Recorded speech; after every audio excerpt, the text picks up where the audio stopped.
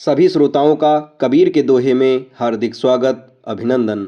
आज की इस वीडियो में आप सभी के सामने प्रस्तुत है कबीर जी का एक दोहा और उसकी विस्तृत व्याख्या। बढ़ते हैं दोहे की तरफ।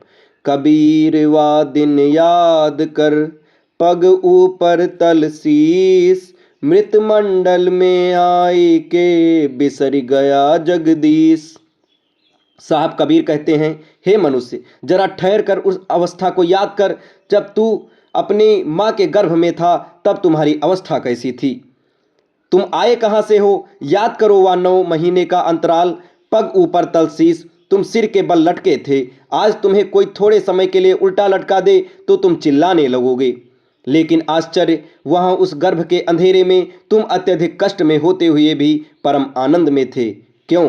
क्योंकि वहाँ तुम करता नहीं थे, वहाँ तुम्हारा अहंकार नहीं था, वहाँ मैं की कोई सत्ता नहीं थी। तुम अस्तित्व के साथ एक लय में थे। वहाँ तुम असहाय थे पर प्रभु के साथ थे। यहाँ तुम सबल होने के दावा कर रहे हो पर बिल्कुल अकेले हो। तुम आज जिस अहंकार में फूले फिरते हो, पद, प्रतिष्ठा, धन, ज्ञान, ये सब बात की जोड़ तोड़ है। ये सब उधार का है।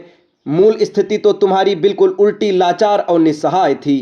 तुम जिसे जीवन कह रहे हो, साहब कबीर उसे मृत मंडल कहते हैं। ये संसार मृत्यु का क्षेत्र है। यहाँ जो कुछ भी है वह नश्वर है। यहाँ जो कुछ भी खिलता है मुरझाएगा, जो जन्मा है वह मरेगा। यहाँ हर उत्सव के पीछे एक विदाई खड़ी है। यहाँ तुमने रेत पर महल बनाना शुरू कर दिया, तुमने पानी की लहरों पर हस्ताक्षर करने की कोशिश की। तुम इस नश्वर जगत में आए और आते ही जगदीश को भूल गए, उस चेतना को, उस सत्य को जो तुम्हें जीवन दे रहा है। जन्म के समय तुम अस्तित्व के बहुत निकट थे।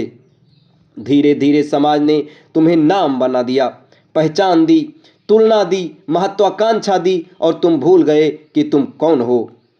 साहब कबीर की पुकार है, अहंकार की चादर उतार, मूल स्थिति को याद कर। जिससे जीवन मिला है उसी की ओर लौट। प्रभु सुमिरन ही साधना है, विस्मरण ही संसार है। याद कर, तुम इस संसार में उल्टा लटके हुए आए थे और एक दिन सीधा लेटकर चले जाओगे।